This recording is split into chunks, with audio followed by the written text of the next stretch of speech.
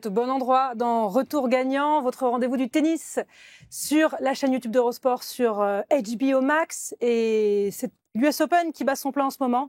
Et bonne nouvelle, nous sommes tous les trois qualifiés pour la deuxième semaine avec Justine Hénin, avec Bertrand Milliard. C'est pas mal, non? Bon, Justine a l'habitude. Mais... Bien, ouais. Camille Pain s'arrête en 8e. Bon, ben, voilà, quand même proche de la seconde semaine. Belle performance, comme celle... Il faut travailler dur pour être en deuxième semaine ici. Ah oui, c'est vrai, ici aussi. Hein. C'est un travail de longue haleine. On va en parler de la deuxième semaine du Grand Chelem américain dans quelques instants. Tiens, c'est aussi l'anniversaire de Jimmy Connors aujourd'hui. 73 ans, voilà.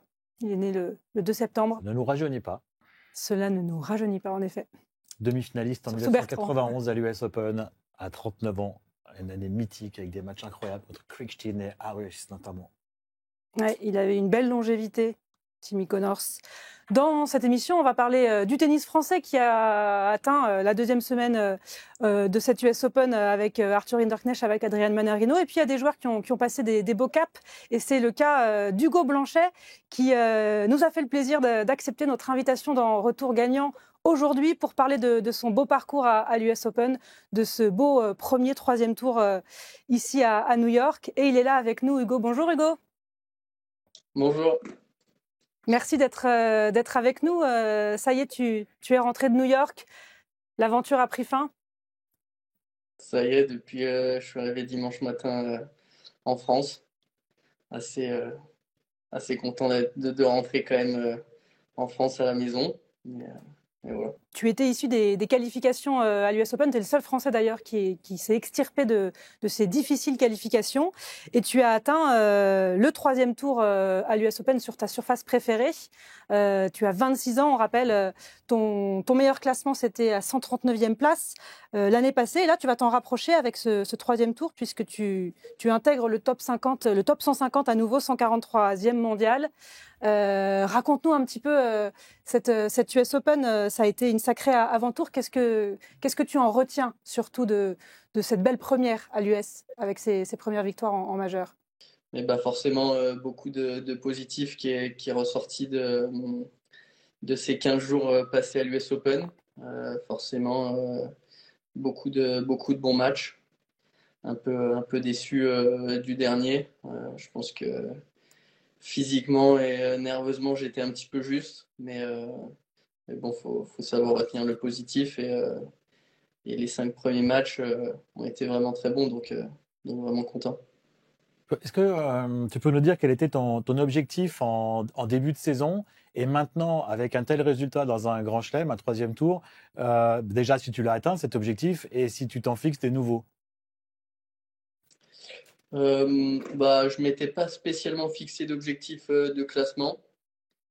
Voilà, moi c'est plutôt des objectifs de travail ça me parle un peu plus. En plus, le classement, on sait que c'est pas forcément, ça dépend pas que de nous, donc c'est difficile de vraiment toujours pouvoir les atteindre. Et puis on sait que en fonction de un ou deux matchs dans la saison, ça peut vraiment tout changer. Gagner un match qui vaut 50 points, qui vaut 100 points, ou le perdre à la sortie, ça peut faire quand même des gros écarts à la fin de la saison. Donc c'est pour ça que je préfère avoir des objectifs de travail. Ça me convient mieux. Ah, pardon, oui, on rappelle juste le parcours, parce que c'est vrai que je ne l'ai pas rappelé. Tu as battu Maroš San au premier tour, dans le tableau principal. Et ensuite, il y a eu évidemment cette très très belle victoire contre Jakub Mensik, le Tchèque, numéro 16 mondial. C'était la plus grande victoire de ta carrière, un sacré marathon. Et donc, un peu dur de récupérer pour un autre défi face à Thomas Marach au troisième tour, contre qui tu as perdu. Moi, je voulais savoir, Hugo, en parlant de ce magnifique parcours, on sait que dans l'après-coup, c'est toujours important de comprendre, d'analyser, pourquoi on a peut-être été capable de certaines choses à ce moment-là. Comment toi, tu l'analyses, ce parcours à l'US Open? Qu'est-ce qui t'a permis, tu parles du travail, mais et comment tu t'es senti et vraiment comment tu analyses les raisons de ce qui a été quand même un très grand succès sur cette US Open pour toi? Déjà, je pense que la préparation elle avait été très bonne. Je suis allé à Toronto, je suis parti le vendredi pour jouer le samedi parce que je suis rentré au dernier moment. Et tout de suite, j'ai joué un bon niveau. Je m'étais juste entraîné 3 jours sur dur parce qu'avant, j'étais sur terre. Et voilà, je pense que j'ai battu Tseng déjà qui était juste en dehors des 100. D'ailleurs, j'ai perdu 7-6 au troisième sur Safiuline alors que j'ai eu 3 balles de match. Donc tout de suite, je me suis assez bien senti. Et après, je suis allé jouer un challenger en Pologne où j'ai fait demi-finale. J'ai perdu sur Kamil Machrak. Mais j'ai battu vraiment des joueurs qui jouaient pas mal ces derniers temps. Sina, Hustler. Voilà, j'avais pas mal de confiance. C'est peut-être la première fois que j'arrive sur un grand chelem avec autant de victoires dans les semaines qui ont précédé le tournoi. Donc je pense que la préparation elle a été vraiment importante. J'avais donc de la confiance et voilà, après je savais que je pouvais bien jouer. Après, voilà, ça s'est joué premier tour. J'ai eu un premier tour difficile contre Gojo qui jouait vraiment très bien. Et moi, j'ai réussi vraiment sur mes forces à faire vraiment un gros premier tour. Et je pense que ça m'a donné aussi beaucoup de confiance pour la suite. Tu t'étais déjà qualifié à Roland-Garros un petit peu plus tôt dans la saison. Tu avais perdu dans un marathon, là aussi, face à un autre Français, Hugo Gaston, au premier tour. On sait qu'il va y avoir évidemment des retombées financières aussi avec ce troisième tour en majeur. Et ça a pu être un sujet plutôt dans ta carrière. On sait que tu avais hésité à arrêter parce que il y avait beaucoup de pression autour de l'argent que ça demande de rester sur le circuit quand on n'a pas forcément les résultats espérés. Est-ce que là, ça va te permettre de voir venir aussi et d'aborder peut-être les prochaines échéances, les prochaines saisons un peu plus sereinement? Alors, j'ai jamais eu trop de pression sur le plan financier, parce que j'ai toujours eu la chance d'avoir des parents qui m'ont toujours beaucoup soutenu et qui pouvaient le faire.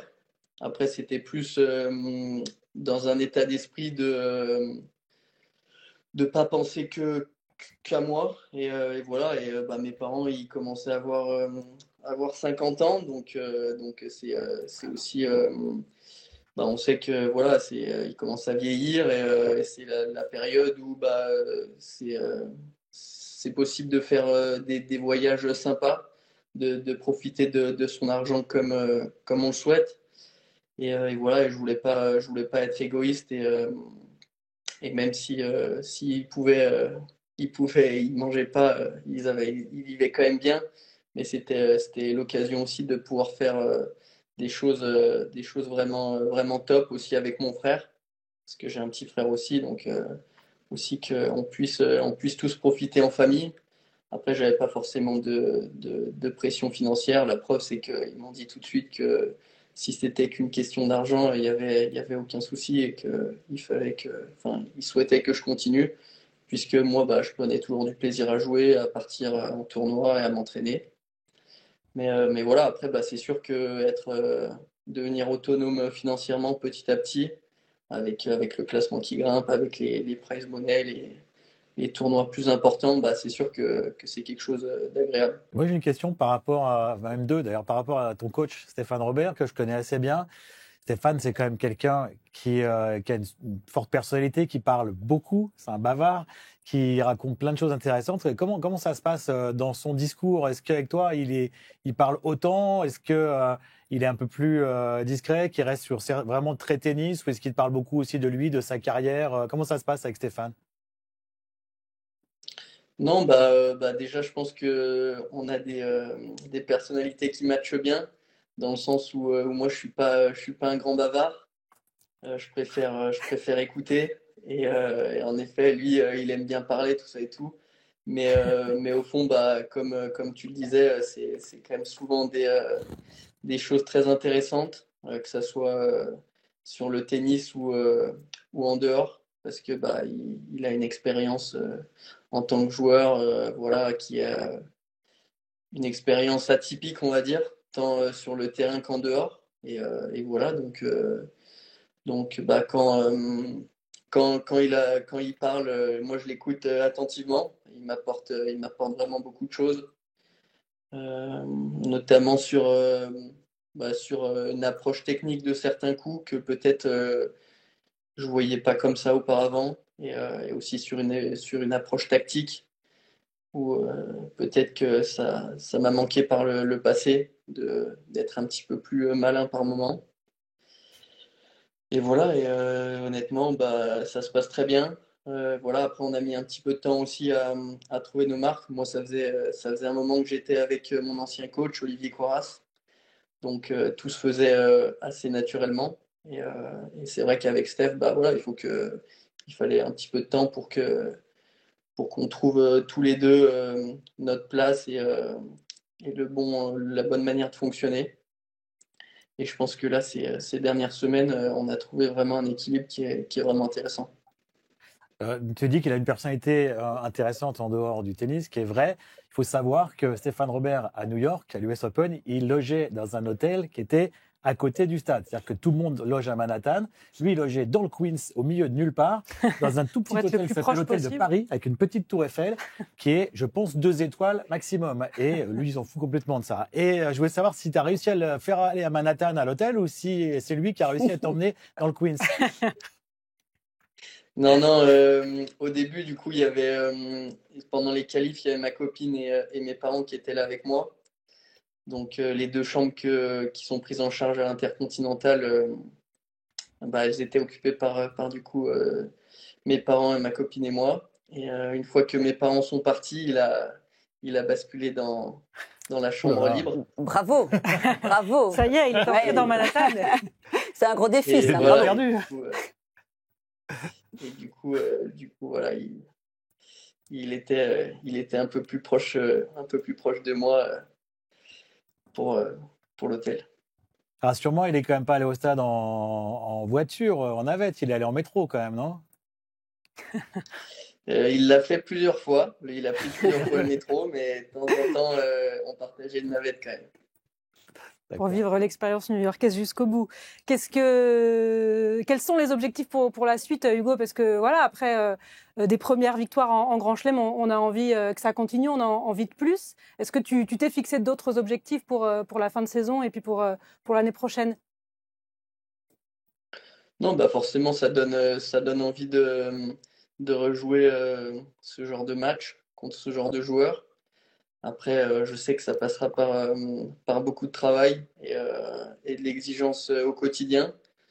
Je pense pas que je vais changer ma manière de travailler aujourd'hui. Je pense que je vais continuer d'avoir des objectifs de travail qui bah, peut-être un petit peu différents dans le sens aller chercher des choses encore un peu plus loin, d'être un petit peu meilleur sur certains aspects de mon jeu. Mais voilà, et je sais que si je continue à travailler comme ça, il y a de grandes chances pour que mon classement suive. Et voilà, ça va être l'objectif des prochaines semaines, de continuer à être exigeant sur le long terme. Et tu as déjà un programme là établi de prochains tournois après ton retour en France? Alors je pense que je vais, enfin ça c'est sûr, je vais jouer Saint-Tropez, ça sera mon premier tournoi. Voilà, et après il y a de grandes chances pour que j'aille en Chine avec le Masters 1000 de Shanghai. Certainement aller jouer ensuite un challenger en Chine et le 250 à Almaty. Maintenant, on n'en a pas encore discuté avec Steph, donc je pense que on va voir quelle est la meilleure possibilité, parce qu'il y a aussi la possibilité de rester en France. Enfin, en Europe, plus en Europe, mais en France, il y a quand même pas mal de tournois en challenger à l'intérieur. Donc, il y a aussi cette possibilité-là que j'exclus pas pour le moment, même si j'ai bien envie d'aller en Chine. Eh ben, on espère te voir si tu vas à Shanghai et te suivre sur Eurosport sur ce Masters 1000. Merci beaucoup d'avoir pris du temps pour répondre à nos questions. Encore bravo pour ce beau parcours et puis on te souhaite le meilleur pour la suite de la saison et puis pour l'année prochaine aussi. Merci beaucoup Hugo. Merci, bonne fin de saison. Merci beaucoup, merci de m'avoir invité. Bonne continuation. À bientôt. Alors Hugo Blanchet s'était arrêté au 3e tour, mais on a eu 2 Français en 8e de finale de cette US Open, Adrian Manarino et Arthur Rinderknecht. Et on a la chance d'avoir Arthur Rinderknecht avec nous aujourd'hui dans Retour Gagnant. Que des invitations qui ont eu une réponse positive. Bonjour Arthur. Bonjour à tous. Merci d'être avec nous. On va revenir sur ton très très beau parcours à New York, ce premier huitième de finale en Grand Chelem, magnifique parcours qui est plutôt finalement logique après un très bel été. Il y avait eu évidemment cette magnifique victoire face à Sacha Zverev à Wimbledon, et tu as réussi à confirmer avec encore un cap de franchi en Grand Chelem ici à New York. Oui, oui, c'est vrai, c'est mon meilleur résultat en Grand Chelem jusqu'ici. Ça clôture un assez bel été, c'est vrai. Je pense que ça avait débuté même à Roland-Garros avec un bon match contre Sinner, malgré le fait que ce soit au premier tour. Mais j'avais commencé à avoir on va dire, de bonnes sensations, de bonnes vibes en tout cas.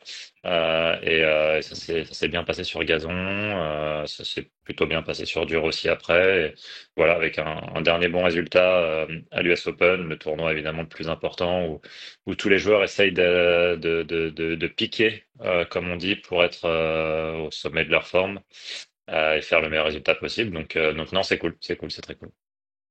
Arthur, j'ai une petite question, ça me taraude depuis un moment parce que j'ai eu ce sentiment. Je t'ai commenté à Rome, à Roland-Garros, puis à Wimbledon, etc.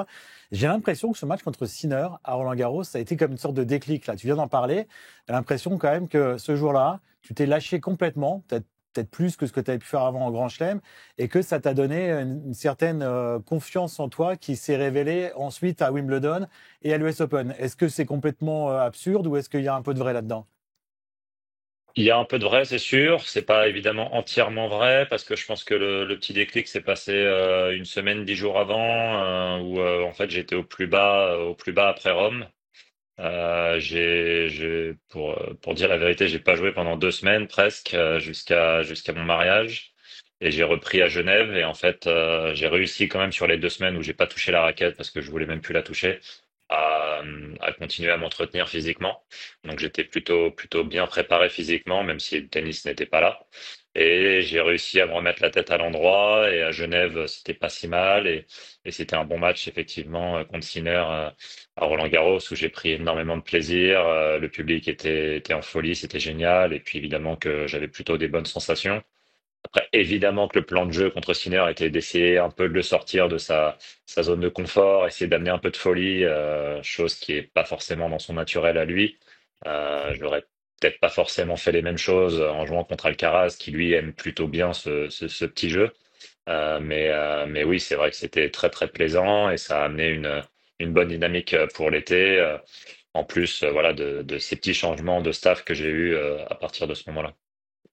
Et justement, si on peut revenir sur ces 2 semaines de break, parce que c'est quand même intéressant pour parfois pour le grand public comprendre ce par quoi passent les joueurs. On sait que c'est pas un long fleuve tranquille et voilà, souvent on a des discussions, il y a eu des déclics, il y a des bonnes sensations qui reviennent. Bon, il y a eu ton mariage évidemment, ça j'imagine ça a permis de prendre du recul, mais pendant ces 2 semaines-là, justement, ça a été juste du temps de déconnexion par rapport au tennis, ou ça a été un vrai temps de réflexion pour toi sur ce que ça représentait et comment tu avais peut-être envie d'y revenir aussi. Qu'est-ce qui s'est passé pour toi à ce moment-là? Non, ça a été une vraie période de déconnexion déjà. Je pense que j'en avais complètement besoin parce que j'étais un peu on va dire la tête baissée, droit dans le souci que j'avais actuellement. C'est-à-dire que voilà, j'ai connu cette première période un peu de doute où j'avais moins de plaisir à être sur le terrain, moins de résultats, donc moins de résultats, moins de plaisir, moins de satisfaction, moins d'envie de s'entraîner, un peu, voilà, un peu cet effet boule de neige qui m'emmenait dans de la négativité. Et j'étais un peu au plus bas après Rome, vraiment. Et j'ai utilisé ces 2 semaines pour déconnecter, refaire le point sur ce que je voulais, comment, avec qui. Et encore une fois, pas toucher la raquette au final, du moment que le physique, on va dire, est là. Je pense que c'est pas hyper grave en soi. Justine, tu dois le savoir toi-même, étant joueuse à l'époque. Si le physique est là, la raquette revient très vite. Et c'est ce qui s'est passé pour moi. J'ai eu la chance à ce moment-là d'avoir mon préparateur physique à Rennes, Tanguy, qui s'est bien occupé de moi alors que j'avais la tête voilà, un peu à l'envers. Et on a réussi à faire des belles séances. Donc j'étais bien physiquement pour attaquer Roland-Garros. Ça a été en tout cas un très beau parcours pour toi, pour Adrian Manarino, on en a parlé. Il y a eu aussi Hugo Blanchet qu'on a eu un petit peu plus tôt avec ses premières victoires en Grand Chelem. Benjamin Bonzi. Et Benjamin Bonzi qui fait un très beau parcours aussi également. Mais on en a souvent parlé dans Retour gagnant. Il y a toujours pas de quart de finale en Grand Chelem pour les Français. Pour le coup, vous êtes à votre place, que ce soit Adrian, toi, Benjamin également, avec ces belles performances. Est-ce que, et c'est pour ça qu'on avait envie d'avoir ton avis aussi sur cette disette du tennis français en Grand Chelem, parce que vous faites des coups d'éclat en Masters 1000, dans d'autres tournois. Il y a eu cette victoire aussi pour toi face à Zverev. Il y a eu Rude aussi à Cincinnati. Je pense à Terence Atman également, qui fait un magnifique parcours en Masters 1000. C'est pas en Grand Chelem. Et on invoque souvent ce manque de leadership. Là, Arthur Fils était absent pour blessure. Toi, comment tu le ressens, ce manque en Grand Chelem du tennis français? On sait qu'il y a beaucoup de pression aussi sur les résultats chez nous. Je pense qu'il faut être clément. Il faut aussi savoir observer le fait qu'on a une diversité énorme dans le tennis français. Je crois qu'on est peut-être le pays le plus représenté dans le top 100 et donc dans les tableaux finaux en Grand Chelem. Donc ça déjà c'est une très belle chose. Certes, on n'a peut-être pas le joueur ou les deux trois joueurs qui sont en quart de finale à tous les grands chelems pour le moment. Évidemment qu'Arthur Fils joue très très bien depuis déjà quelques années. Là, il a un petit pépin physique. J'espère que ça qu'il reviendra très vite et qu'il pourra percer les grands chelems. Hugo était un petit peu en délicatesse aussi. Il traverse une période un peu compliquée. Donc, je pense qu'il faut être clément avec les joueurs français. La politique, je pense, est bonne pour aider les joueurs à progresser, que ce soit à la Fédé ou dans les académies privées à côté. Euh, on n'est pas très loin, voilà, on est en huitième. Évidemment qu'il nous manque quelques gros résultats. Ça serait super de pouvoir le faire, mais comme vous l'avez dit, il y a des tournois sur lesquels on arrive à battre les meilleurs joueurs mondiaux. Maintenant, en Grand Chelem, encore plus, quand les matchs sont meilleurs des 5-7, il y a pas de place on va dire, au hasard. Et il faut encore plus être solide et que ce soit mentalement et physiquement sur le long terme, parce que pour arriver en quart de finale, il faut gagner 4 matchs. 4 matchs, ça fait 12-7. Et donc, ça fait pas mal de régularité à avoir sur une semaine entière. Tu as joué là sur 2 des 3 derniers grands chelems, ce qui se fait de mieux en ce moment et même assez nettement, c'est-à-dire Sinner à Roland-Garros et Alcaraz à l'US Open. Est-ce que tu peux nous parler un peu des sensations du fait de jouer contre ces joueurs qui sont hors normes en ce moment? Comment tu as ressenti ça? S'il y a du plaisir, s'il y a de la crainte, et puis même quelque part, si tu te compares un peu, lequel des deux t'a le plus impressionné? C'est vrai que c'est pas évident de les jouer. Comme j'ai dit en conférence de presse après mon match, l'équation est assez difficile contre ces joueurs parce que ils ont en même temps réponse à tout et en même temps ils te prennent à la gorge d'entrée. T'as l'impression un peu de subir le raz-de-marée, quoi. C'est ce qui est pas forcément toujours le cas avec les autres joueurs. Donc c'est vrai ils sont un cran au-dessus à l'heure actuelle.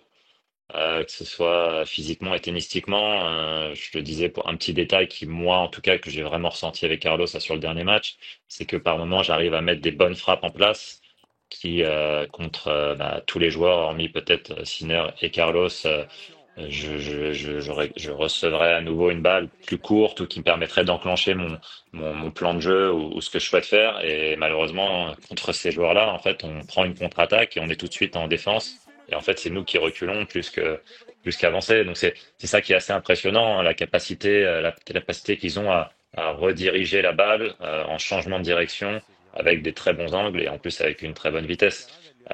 Moi, j'ai cette sensation où souvent j'ai l'impression qu'ils ont un coup d'avance sur nous, qui savent en amont déjà où la balle va ou ce qu'on va faire. Ce qui est la plus grande des qualités, je pense, chez un joueur de tennis, c'est cette capacité à avoir de l'avance sur l'adversaire, c'est primordial.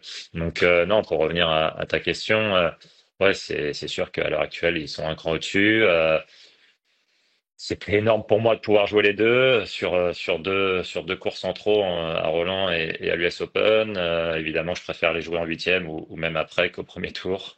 C'était le cas pour Sinner, mais encore une fois, le plaisir était immense. Et si peux les jouer toutes les semaines, j'adorerais les jouer toutes les semaines.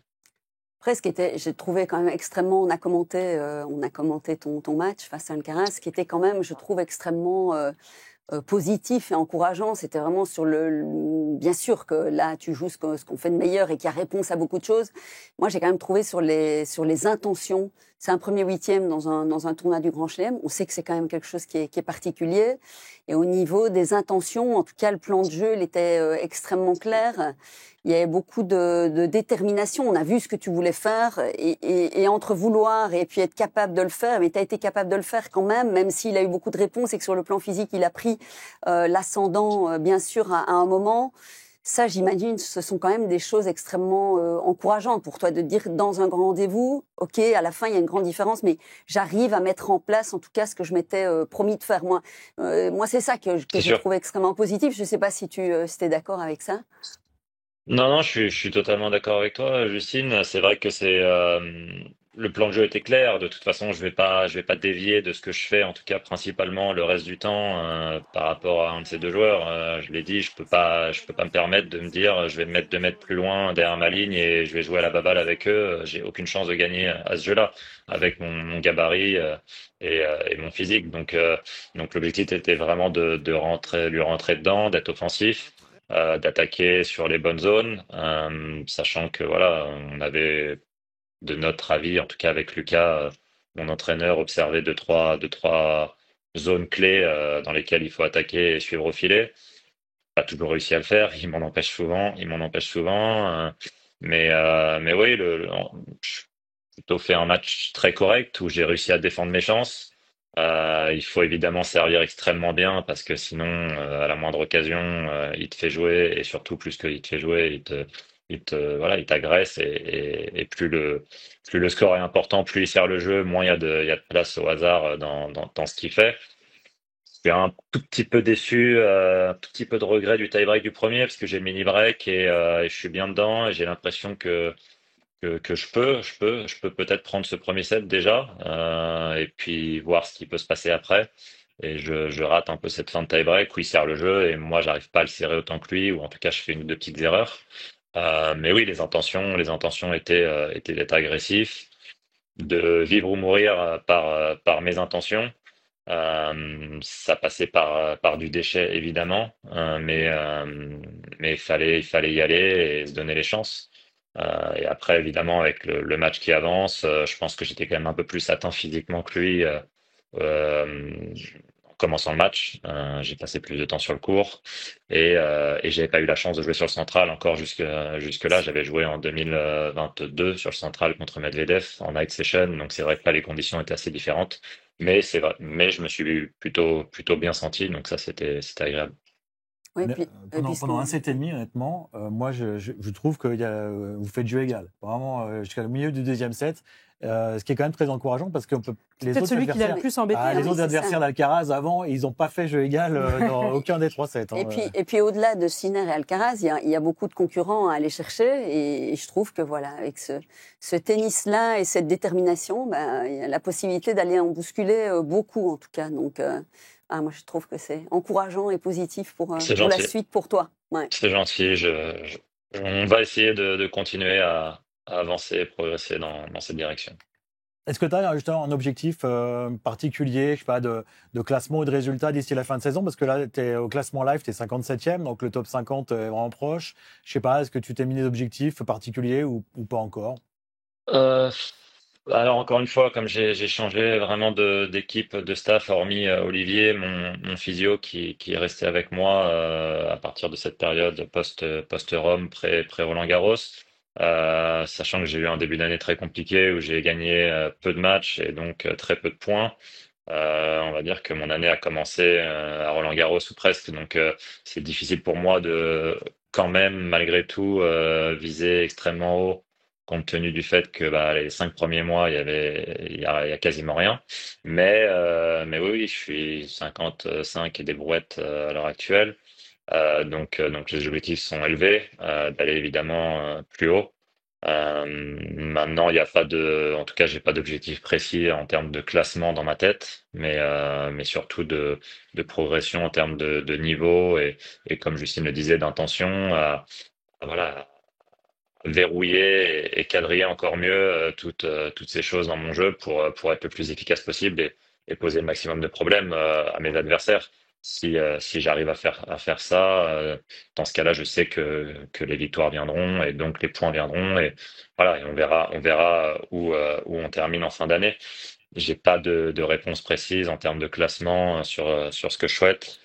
Déjà, il y a l'objectif de qualifier la France la semaine prochaine face à la Croatie. Ça, c'est un premier objectif à court terme. Et après, personnellement, on verra dans un mois et demi où on en est. Et pour finir, parce qu'on veut savoir, t'es Team Sinner ou Team Alcaraz? Alors, lequel t'as le plus impressionné, lequel tu vois aller au bout si on tente un petit prono? Alors là, je pense qu'il faut faire l'inverse de ce que je vais pronostiquer parce qu'à Roland-Garros, je voyais Sinner. Ok, Alcaraz a c'est noté. gagné. À À un point près. Wimbledon, je voyais Alcaraz, Sinner a gagné. Donc là, si j'en pronostique un, c'est forcément l'autre qui va gagner. Euh, On préfère c'est que ce soit celui délicat. qui nous a battus qui gagne, non? Ouais, Non. ouais, peut-être. Ça fait un peu moins mal au cœur, je dirais ça. Donc je vais voter, je vais voter Alcaraz, mais je suis vraiment pas sûr. Je suis vraiment pas sûr parce que bon, en plus on n'a pas eu vraiment d'infos après la finale de Cincinnati qui n'a pas été vraiment jouée. Malheureusement, comme Sinner était malade ou avait un petit souci. Donc on n'a pas de recul sur dur extérieur et dans ces conditions aux États-Unis d'où ils en sont actuellement, en tout cas l'un contre l'autre. Mais ouais, en termes de jeu en face de moi, c'est vraiment kiff kiff. C'est vraiment kiff kiff. C'est ce qu'on Je pense que pense Carlos tous. a cette fulgurance en plus où il est capable de créer de la vitesse sur une frappe plus, on va dire, un peu plus que Sinner. Quand Sinner va être plus sur un jeu de cadence où ça va venir vite, revenir vite, revenir vite, revenir vite, et en fait ça, et puis tu te fais attraper. Alors qu'Alcaraz peut jouer plus en variation pour d'un coup d'un seul te mettre vraiment une vraie claque. C'est un peu la différence que j'ai entre les deux. Bah, merci beaucoup. Pour le prono, c'est noté, on fera donc l'inverse.